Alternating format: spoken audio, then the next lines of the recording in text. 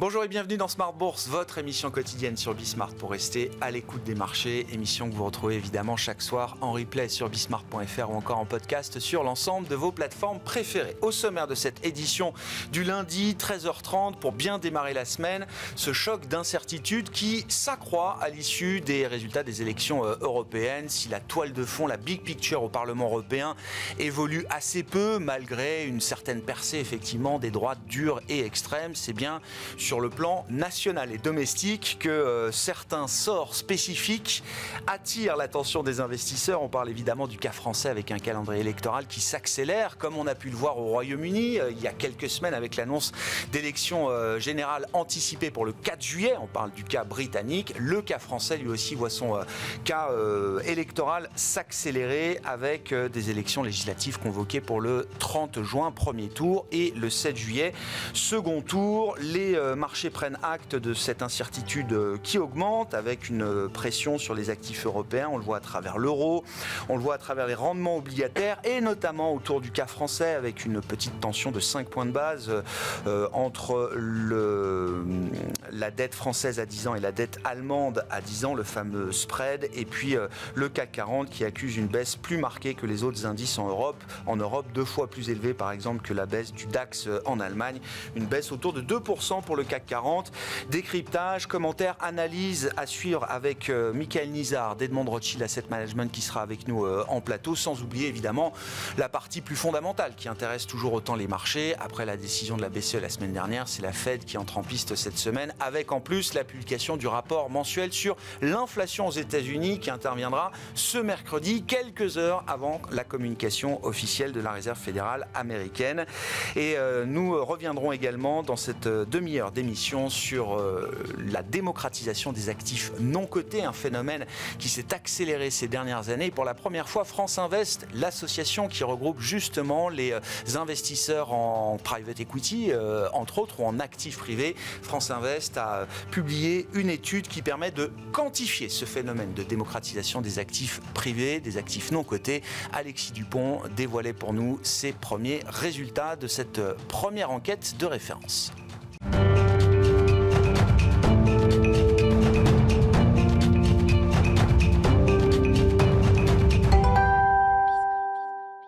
Michael Nizar qui nous accompagne en ce début de semaine pour évoquer les enjeux des prochains jours, des prochaines semaines et des prochains mois même sur les marchés.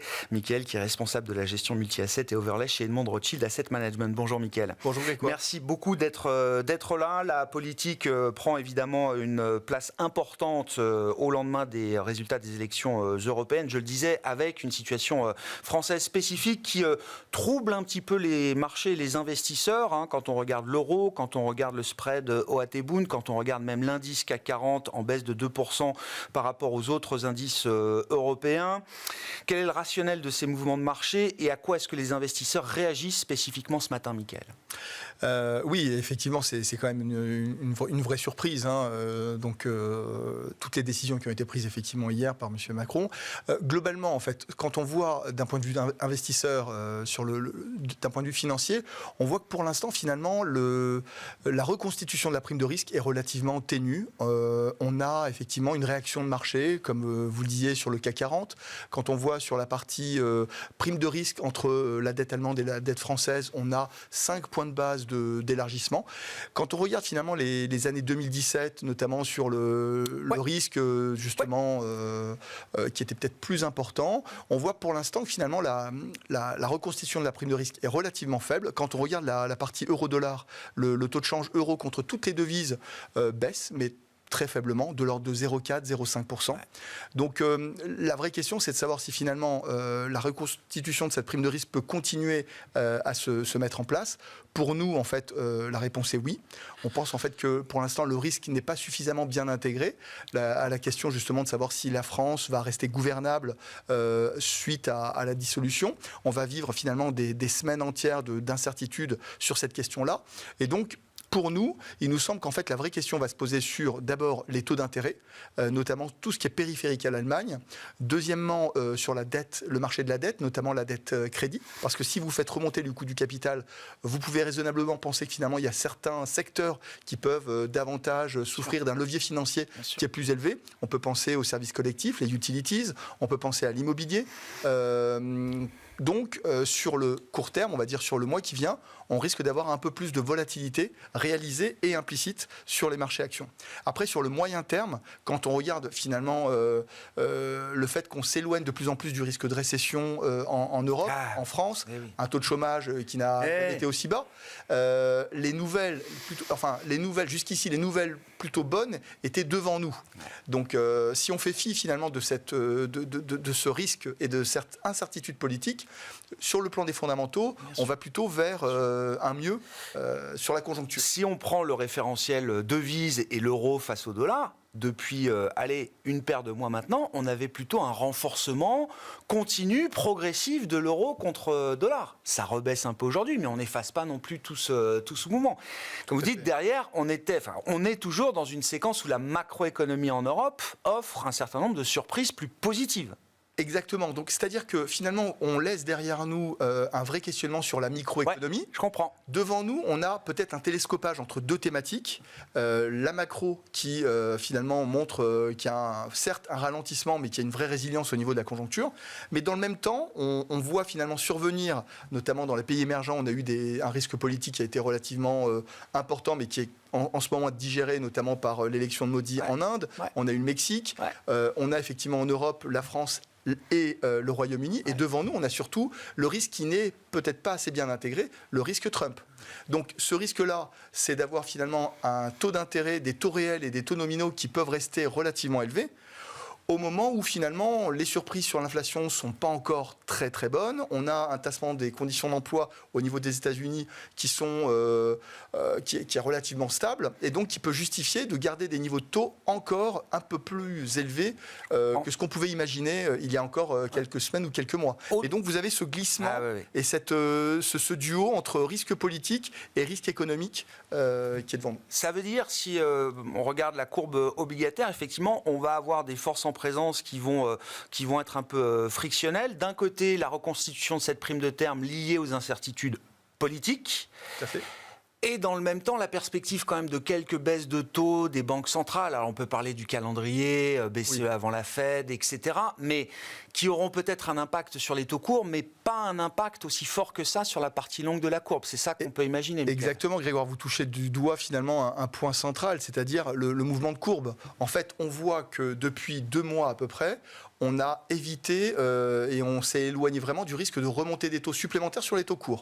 On avait ce questionnement de savoir est-ce que finalement le 5,25 était le maximum sur les taux Fédéral Réserve ? Est-ce qu'on allait avoir la baisse des taux qui était anticipée au niveau de la Banque Centrale Européenne ? Aujourd'hui, on sait globalement que d'ici la fin d'année, on a un pivot qui s'est mis en place avec des baisses des taux qui devraient avoir lieu justement sur l'économie américaine, sur les taux directeurs américains. Donc le vrai sujet, c'est de savoir si finalement le flottement au niveau des taux ne va pas se faire sur la partie long terme. Quand on a un risque politique avec Trump qui peut justement amener une reflation, un risque de reflation comme celui qu'on avait vécu au début des années de l'année 2017, qui avait duré 6, 7, 8 mois, où les taux d'intérêt avaient fortement remonté. Dans le même temps, vous avez en Europe, effectivement, cette prime de risque qui est en train d'augmenter sur les pays périphériques à la zone... au cœur de la zone. Auto-allemand. Oui, auto-allemand. Voilà, auto-allemand.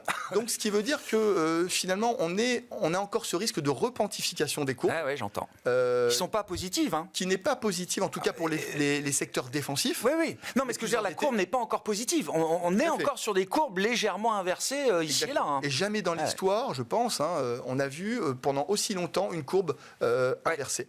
Donc ça a renvoyé le message qu'à un moment donné, on allait vivre un risque de récession, sauf qu'en fait, on est en train gentiment d'éluder, de déprobabiliser ce risque de récession, malgré ces niveaux de pente qui sont très, très inversés.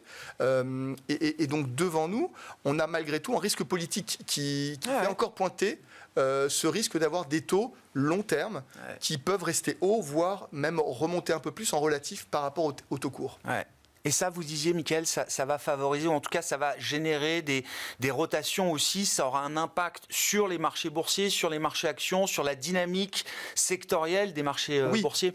Alors déjà, par rapport à ce facteur taux, la première surprise, c'est que finalement, tout le secteur tech, notamment les tech 6, c'est-à-dire les méga caps, ont très très bien navigué avec des taux qui auraient pu les malmener. C'est des pertes de plus 20 pour les secteurs technologiques en Europe et aux États-Unis depuis le début de l'année. Donc déjà, ce secteur-là s'en sort très bien, malgré ce qu'on a vécu sur les taux, alors que historiquement, c'est quand les secteurs liés à la croissance sous-performent normalement quand les taux d'intérêt se tendent. Donc là, il y a une histoire indépendante. Il y a une histoire indépendante qui est liée effectivement à la thématique intelligence artificielle.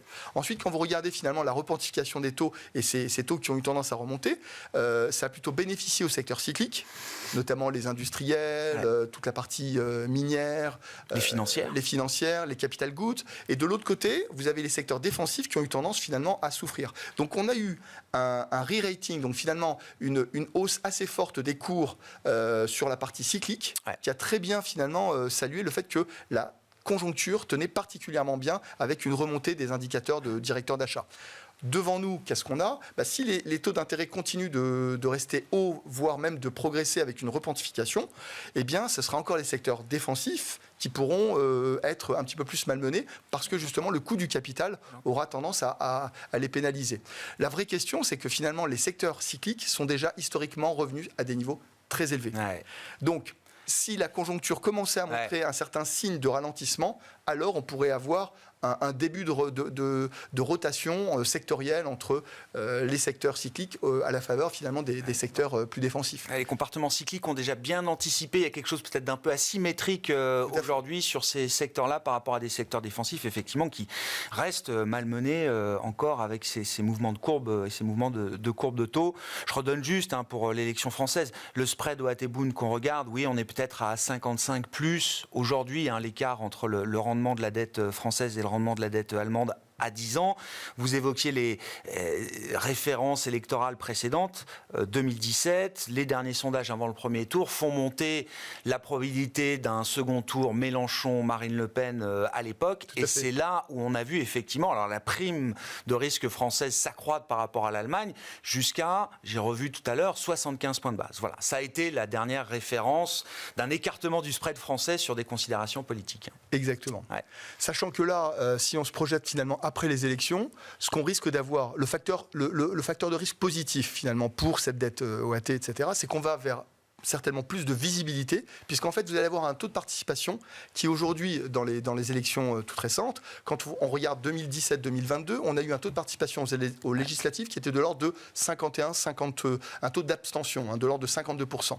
Si aujourd'hui on va vers finalement un taux de participation qui va être beaucoup plus élevé, oui, on risque d'avoir de l'incertitude sur les prochaines semaines, mais me semble-t-il, ce n'est pas durable. C'est-à-dire qu'à un moment donné, on va revenir, vu finalement le mécanisme de la Ve République, on va avoir quand même devant nous finalement une baisse plus tard en fait de cette prime de risque, parce que finalement on va très rapidement retrouver de la visibilité sur la conduite, la gouvernance et la conduite de la politique du pays. Bon, le marché aussi. Alors bon, c'est vrai que la politique européenne, je me mets à la place d'un investisseur anglo-saxon ou d'un gérant de fonds de pension du fin fond du Texas ou de la Californie. Bon, il doit s'arracher les cheveux. Mais en Europe, en tout cas, ce qui est intéressant, c'est que dans le passé récent, on a vu des expériences de gouvernement menées par des droites populistes extrêmes. L'Italie, évidemment, a été très regardée de ce point de vue-là. Force est de constater que sur des métriques purement financières ou macroéconomiques, l'Italie de Meloni démérite pas par rapport à ce qu'on peut observer de l'historique italien ou ailleurs en Europe. Alors évidemment, il y a eu tout la traction amenée par Draghi, par les plans européens, etc. Mais en tout cas, il n'y a pas eu de rupture avec l'accession de Meloni et ce qu'elle représente en Italie au pouvoir. Tout à fait. Je dirais par rapport à ce point-là, le vrai point névralgique, c'est peut-on vivre une nouvelle fois un moment Truss ? Donc ce fameux gouvernement britannique qui avait cherché finalement à réduire finalement les impôts.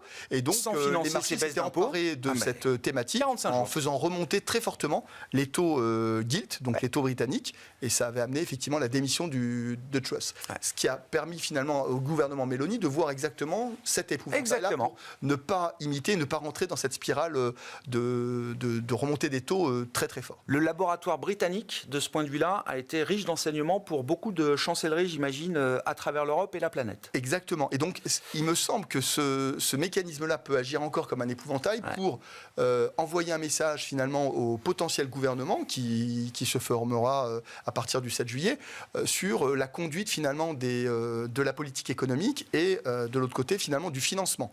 Donc, si c'est bien ficelé, on a normalement une prime de risque qui devrait plutôt rebaisser. Mais c'est vraiment un point qu'on a déjà vécu qui permettra effectivement de chercher à s'en écarter pour les gouvernements de tout type. Pour conclure, Mickaël, là, quelle est la logique d'investissement qui prévaut à ce stade chez vous, chez Edmond de Rothschild Asset Management? Écoutez, c'est assez simple. Depuis maintenant un peu plus de 2 mois, on a cherché à prendre le rebond des marchés. Donc on est passé positif sur les marchés actions.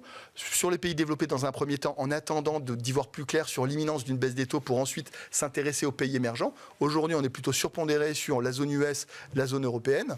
Ça, c'est sur les actions. Je pense effectivement que jusqu'à la première baisse des taux de la Fédérale Réserve, il faudra rester plutôt pro-risque, constructif sur les marchés actions.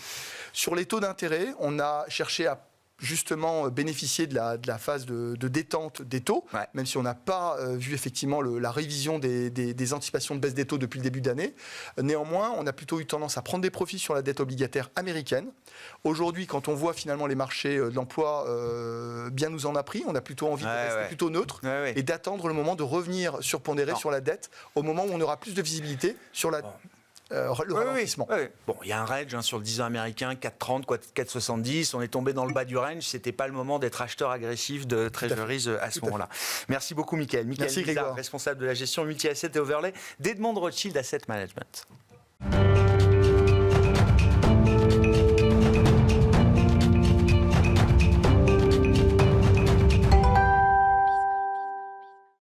On sort des marchés cotés pour s'intéresser aux actifs privés, aux actifs non cotés. C'est un fil rouge de l'émission depuis plusieurs années maintenant, avec la montée en puissance de la démocratisation de ces actifs risqués. Et je le disais en introduction, une première étude de référence menée par France Invest qui permet de quantifier ce phénomène d'accession des actifs privés par une nouvelle génération et de nouveaux épargnants grand public. Alexis Dupont, directeur général de France Invest, est venu nous apporter les résultats de cette première étude de référence.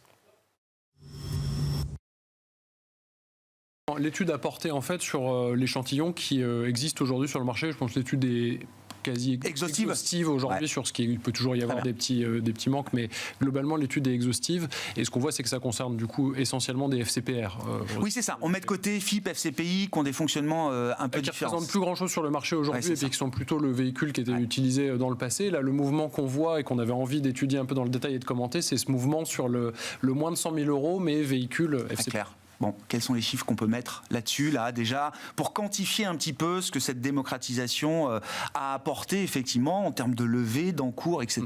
Alors, on avait déjà beaucoup de chiffres dans nos collectes antérieures sur la population au-dessus de 100 000 euros, family office, personnes physiques fortunées, françaises, étrangères. Tout ça, au global, c'est plus de 5 milliards d'euros. Mais là-dedans, on n'avait pas tout l'échantillon, on n'avait pas toute la diversité qu'on trouve pour les épargnants en dessous de ce seuil-là de 100 000 euros, CFCPR. Et on a trouvé une population qui, en fait, est à la fois très intéressante, très diversifiée et quand même déjà assez largement constituée.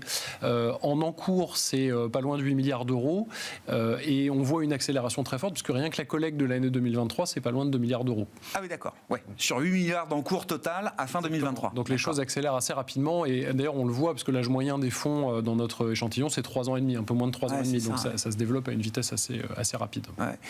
Comment on caractérise effectivement ces fonds qui sont vraiment dédiés au grand public? Quels sont les points de différence majeurs avec la manière dont les institutionnels, eux, et depuis longtemps, se sont investis dans des stratégies, des véhicules d'actifs non cotés? Il y a des similarités, puis il y a des vraies différences, notamment en termes de constitution. Nous, ce qui nous a quand même beaucoup surpris, c'est que c'est vraiment du non coté. C'est pas du capital investissement, du private equity, c'est du non coté. Au sens large. Au sens assez large. Les actifs sous-jacents, en fait, sont beaucoup plus diversifiés que ceux à quoi on pouvait s'attendre.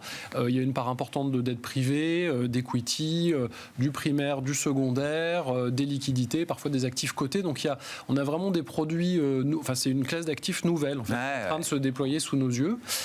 Et avec des différences du coup avec le monde institutionnel, ça fonctionne plutôt en appel immédiat, là où le monde institutionnel fait ce qu'on appelle de l'appel progressif de capitaux en fonction des besoins.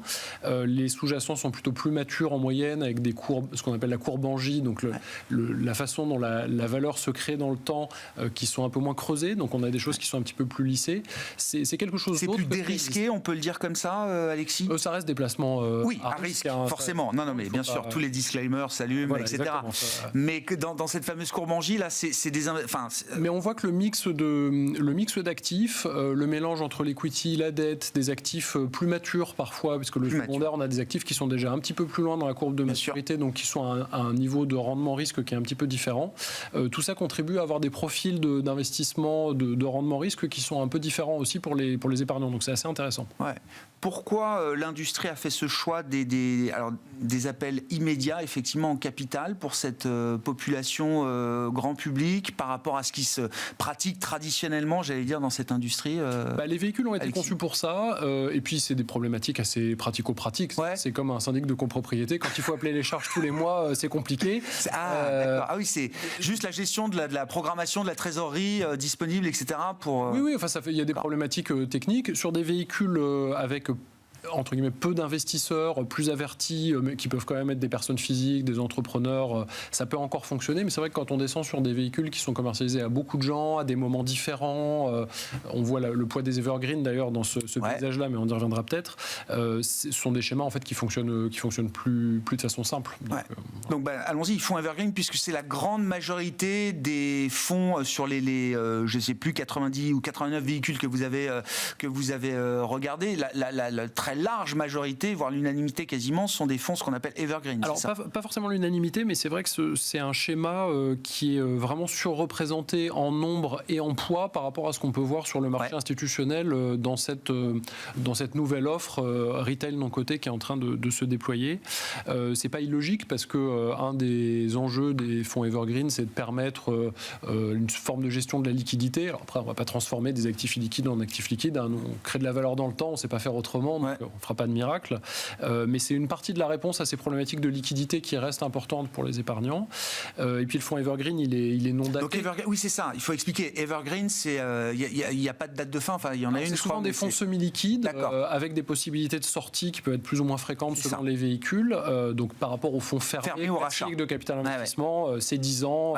C'est un tunnel. Exactement, un tunnel, on sort jamais. Là, il y a des possibilités dans ce type de fonds. Et un autre avantage que ça présente, c'est que ce sont des véhicules qui du coup peuvent rester longtemps sur l'étagère de réseaux de distribution. Et on voit d'ailleurs que le marché est beaucoup en train de s'intermédier par le biais de l'assurance vie en unité de compte, et donc qui présente des avantages non négligeables. Après, le marché se crée avec une diversité. Il y a différentes stratégies. On n'est pas en train de dire qu'il y a pas chose que ça. Unique, mais c'était marquant dans ces résultats. C'est une caractéristique marquante, notamment par rapport, encore une fois, aux pratiques traditionnelles dédiées à des clients plus sophistiqués ou institutionnels en l'occurrence. Effectivement, intéressant de savoir comment le grand public et ses épargnants particuliers accèdent à ce private equity. Et là aussi, l'étude réalisée montre que l'assurance vie reste l'enveloppe privilégiée pour accéder à ces unités de compte, en l'occurrence. Oui, ce qui n'est pas surprenant, puisque la classe d'actifs est quand même quelque chose d'un petit peu plus complexe que ce qu'on peut trouver de façon plus traditionnelle chez un distributeur. Donc c'est intéressant d'avoir une distribution intermédiaire par des réseaux qui sont capables d'expliquer, de présenter. Et d'ailleurs, il faut qu'on travaille aussi beaucoup à la formation de ces réseaux, parce qu'il faut que l'information donnée aux épargnants soit très claire, précise, non trompeuse, donc c'est un vrai travail pour nous, mais c'est pas surprenant. Et puis l'assurance vie, c'est un élément incontournable dans le paysage français. Pierre angulaire, effectivement, de la gestion de l'épargne. Effectivement. Nous, on pense qu'il y a aussi un gros potentiel que l'étude ne reflète pas encore beaucoup, qui est sur l'épargne retraite. Parce Parce qu'un des principaux freins ou problèmes parfois évoqués par rapport à la diffusion du non-coté dans l'épargne, c'est la liquidité au sens horizon de placement. Oui. Bon, dans l'épargne retraite, quand vous investissez à 20 ans ou 30 ans, c'est un effet qui se gomme complètement. Donc ça a beaucoup de sens et on pense que la loi Industrie Verte va beaucoup faire accélérer. D'autant qu'il y a eu un réel engouement pour les produits d'épargne retraite depuis leur création. Parce que ça a beaucoup de sens. Quelque part, c'est un rattrapage par rapport à ce qu'on voit dans d'autres pays. Je pense aux États-Unis ou autres, où il y a une part de non-coté qui reste résiduelle, mais qui est beaucoup plus importante que ce qu'on peut trouver dans les produits français. Est-ce que l'adaptation de ces produits au grand public, notamment sur l'aspect liquidité, etc., est-ce que ça s'est fait au détriment de la performance ou pas ? Qu'est-ce que vous avez pu mesurer de ce point de vue-là, sachant encore une fois qu'on est sur des historiques de performance encore jeunes en la matière ? Voilà, faut être très prudent là-dessus. Les historiques sont relativement jeunes, et puis les performances passées ne préjugent pas des performances futures comme chacun sait, donc il faut être très prudent par rapport à ça. Nous, ce qu'on voit dans cette étude, qui est factuelle par rapport à ce qu'on identifie sur le marché, c'est qu'à âge de véhicule équivalent, ça n'a visiblement pas d'impact très important parce que la constitution des portefeuilles, le timing dans lequel ces portefeuilles se constituent peut permettre de lisser des effets différentiels. Après, évidemment, quand vous avez un fonds Evergreen dans lequel vous avez un petit peu de liquidité pour faire face à des rachats, il y a un arbitrage entre liquidité et performance qui peut se faire, mais qui n'est pas si significatif que ça. Encore une fois, tout ça à prendre avec prudence et à apprécier dans le temps ce qu'on fera, nous, année après année. Voilà. On a eu en revanche la satisfaction de constater que les moteurs de performance, au sens le multiple d'investissements qu'on pouvait trouver, étaient finalement pas si différents dans son approche que ce qu'on peut voir dans le monde institutionnel. D'accord. Bien que les actifs sous-jacents soient finalement assez différents. Ouais, je comprends. Et on aurait pu s'attendre à des différences qu'on n'a pas constatées aujourd'hui. Là aussi, il faut voir comment tout ça évoluera dans le temps, mais c'était plutôt positif. Ouais. Est-ce que les grands publics, les clients privés qui se sont intéressés à ces actifs non cotés l'ont fait aussi avec des motivations d'impact ? Je pense que c'est toujours une motivation quand on s'intéresse au capital investissement. D'abord, aujourd'hui, il y a quand même finalement une offre qui émerge tout juste, mais qui part de pas grand-chose sur le marché. Et le moteur principal de ce qu'on mesure, on fait des sondages régulièrement pour voir ce qui intéresse les épargnants dans ce type de placement. Alors, la performance, ça revient. Ça c'est assez normal.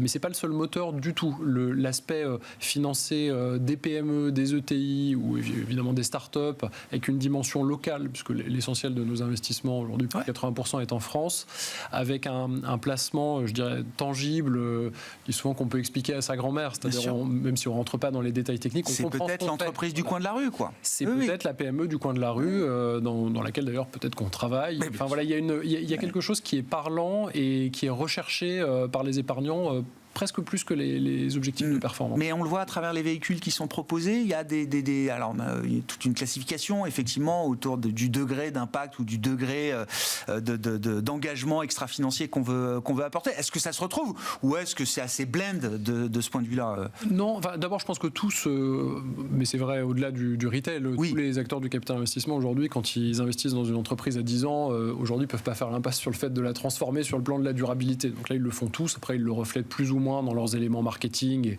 là-dessus je pense que tout le monde est très prudent aussi pour rien dire d'inexact ou de trompeur, d'exagéré, oui.